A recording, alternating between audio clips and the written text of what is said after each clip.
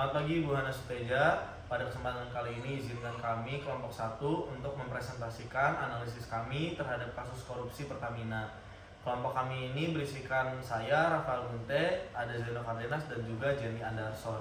Pertama kita masuk dulu ke bagian kategorisasi klaim dalam kasus korupsi Pertamina ini.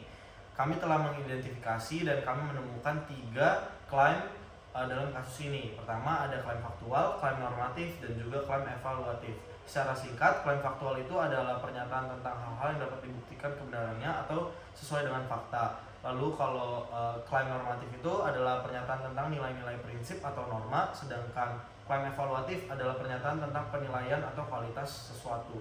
Nah, di dalam kasus korupsi Pertamina ini sendiri, kami sudah menemukan bahwa klaim faktual di kasus ini adalah Kejaksaan Agung mengungkapkan bahwa kerugian negara akibat kasus korupsi Pertamina dapat mencapai 968,5 triliun rupiah dari tahun 2018 hingga 2023. Kerugian negara dalam 1 tahun saja, yakni pada 2023, mencapai hingga 193,7 triliun rupiah. Nah, kerugian tersebut berasal dari berbagai komponen, termasuk ekspor minyak mentah dalam negeri, impor minyak mentah melalui broker, impor BBM melalui broker, pemberian kompensasi, dan juga subsidi. Kedua adalah klaim normatif. Dari hasil analisis kami, klaim normatifnya adalah praktik korupsi di Pertamina mencerminkan pelanggaran terhadap prinsip tata kelola perusahaan yang baik dan akuntabilitas. Manipulasi kualitas BBM yang didistribusikan menunjukkan ketidakpedulian terhadap keselamatan konsumen dan integritas produk. Lalu, yang terakhir adalah klaim evaluatif. Dari hasil analisis kami, klaim evaluatifnya adalah estimasi kerugian negara yang sangat besar menunjukkan adanya kelemahan sistemik dalam pengawasan dan kontrol internal di Pertamina.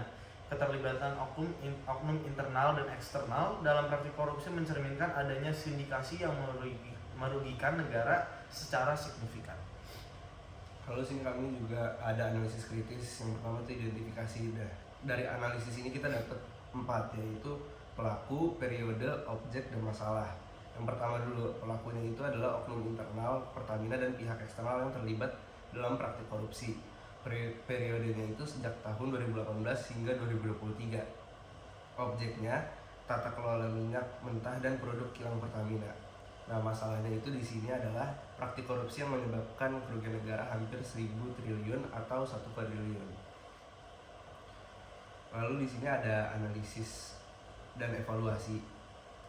Yang pertama, motif utamanya itu adalah keuntungan pribadi melalui manipulasi kualitas BBM dan transaksi impor atau ekspor minyak mentah. Nah, prosedurnya ada pelanggaran terhadap prosedur pengadaan dan distribusi BBM serta manipulasi data dan kualitas produk. Dampak dari kasus ini adalah kerugian finansial negara yang sangat besar, penurunan kepercayaan publik terhadap Pertamina, dan potensi kerusakan pada kendaraan konsumen akibat kualitas BBM yang buruk. Lalu ada argumen dan kontra argumen. Nah, di sini yang pertama argumennya yaitu estimasi kerugian negara hampir 1.000 triliun atau hampir 1 kuadriliun. Menunjukkan bahwa praktik korupsi di Pertamina telah mencapai tingkat yang sangat merugikan negara dan masyarakat. Lalu kontra argumennya, estimasi kerugian tersebut masih bersifat perkiraan dan memerlukan audit secara investigasi lebih lanjut untuk memastikan angka yang lebih akurat.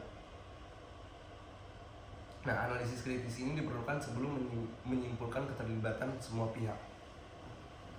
Baik, berikutnya ada pola deduktif. Berikut di slide yang sudah kami siapkan ada 5 pola deduktif yang sudah disimpulkan. Untuk yang pertama itu adalah modus ponens. Modus ponens itu kami menyimpulkan bahwa jika manipulasi kualitas BBM dilakukan, maka konsumen akan dirugikan. Yang berikutnya ada modus tollens. Jika tata kelola Pertamina baik, maka tidak akan terjadi kerugian negara. Yang berikutnya ada silogisme disjungtif. Pertamina melakukan praktik bisnis yang jujur atau melakukan korupsi. Yang berikutnya ada silogisme hipotesis. Jika pengawasan internal lemah, maka praktik korupsi akan meningkat. Dan yang terakhir ada dilema. Jika Pertamina memperbaiki tata kelola, maka membutuhkan investasi yang besar.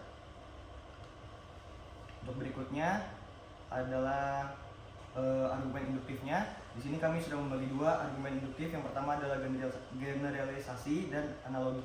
Untuk yang generalisasi, kami menyimpulkan bahwa beberapa kasus korupsi Pertamina menunjukkan pola manipulasi kualitas BBM.